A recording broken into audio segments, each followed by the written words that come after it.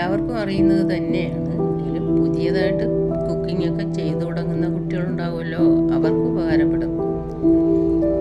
മെഴുക്കുവരട്ടിക്ക് വേണ്ടുന്നത് ഞാനിന്ന് ബീൻസാണ് എടുത്തേക്കുന്നത്. ബീൻസും ക്യാരറ്റും അതൊന്ന് കട്ട് ചെയ്യുക. എന്നിട്ട് ചട്ടി അടുപ്പത്ത് വെച്ച് ഒരല്പം കടുകിട്ട് പൊട്ടിക്കുക. പൊട്ടിക്കണമെന്ന് കടുക് വേണമെന്നുമില്ല, എങ്കിലും ഞാൻ ഇച്ചിരി കടുക് ഇട്ടു. ചിലർ കടുകൊക്കെ ഇടും, അത് കാരണം. എന്നിട്ട് സവാള വേണം. സവാള ഞാൻ പറയാൻ വിട്ടു, ഇതാണ്.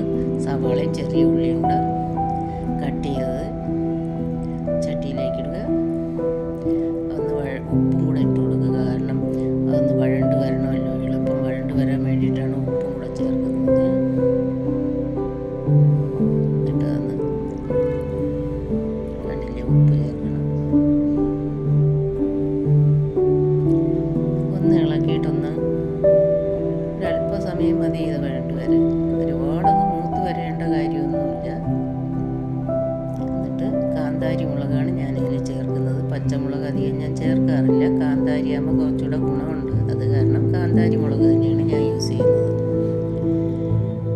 2, 3, 4, അതിനപ്പുറം വേണ്ട. വലിയ എരിവ് വേണമെന്നുള്ളവർക്ക് അങ്ങനെ. എന്നിട്ടൊന്ന് ഇളക്കി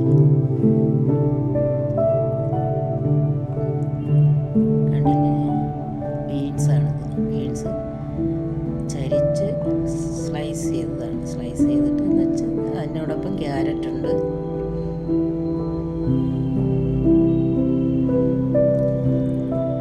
ബീൻസിന് ഇച്ചിരി വേഗമുള്ളതാണ്, വേകാനുണ്ട് ബീൻസ്. നമ്മൾ വെറുതെ ഇങ്ങനെ അങ്ങ് ചെറിയ ഫ്ലെയിമിലിട്ട് അടച്ച് വെച്ചിരുന്നാലും ഇത് വെന്ത് വരാൻ ഇച്ചിരി പാടാണ്. അത് കാരണം ശകലം വെള്ളം കൂടി ചേർക്കുന്നുണ്ട് കേട്ടോ. തിളപ്പിച്ച വെള്ളം, പച്ചവെള്ളമല്ല.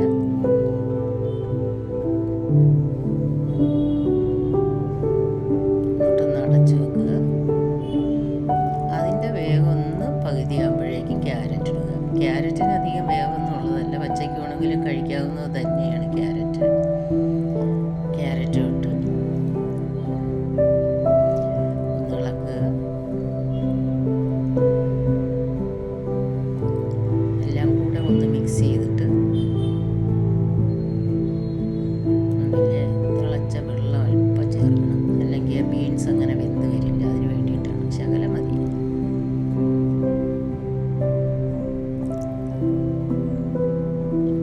അടച്ചു വെക്കുക. അത് കഴിയുമ്പോൾ കണ്ടില്ലേ, ഇങ്ങനെ വെന്തിട്ടുണ്ട്. അപ്പോൾ അടുത്തൊരു ചട്ടിയിൽ ഇച്ചിരി ഓയിൽ, ശകലം. ഞാൻ കൂടുതൽ ഓയിൽ യൂസ് ചെയ്യാറില്ല, എങ്കിലും മെഴുക്ക് പുരട്ടിക്ക് വേണമല്ലോ, മെഴുക്ക് പുരട്ടി എന്നല്ലേ പറയുന്നത്. ഓയിൽ ശകലം ഒഴിച്ച് അതിനകത്ത് ക്രഷ്ഡ് ചില്ലി, അതായത് നമ്മൾ ചതച്ചെടുക്കുന്ന ചില്ലിയില്ലേ, മുളക്, അത്. എണ്ണ ചൂടാകുമ്പം മതി. എണ്ണ ഒരുപാട് തിളപ്പിക്കുക, ഒന്ന് ചൂടായാൽ മാത്രം മതി, അല്ലെങ്കിൽ മുളക് കരിഞ്ഞു പോകും. ക്രഷ്ഡ് ചില്ലി ചേർത്ത് ഉണ്ട്. എരിവ് കുറച്ചേ ഞാൻ യൂസ് ചെയ്യാറുള്ളൂ, അതുകൊണ്ട് എരിവ് ഓരോരുത്തരുടെ ഇഷ്ടത്തിന് എരിവ് ചേർത്ത് അതൊന്ന് ചൂടായ അന്നേരം തന്നെ എടുത്ത് ഈ മെഴുക്ക് പുരട്ടിയിലോട്ട് ഒഴിക്കുക. എന്നിട്ട് നല്ലവണ്ണം മിക്സ് ചെയ്ത് ഒന്ന് കഴിച്ചു നോക്കുക. ഗുണവും സ്വാദും ഒക്കെ ഒത്തിരി ഉള്ളതാണ്.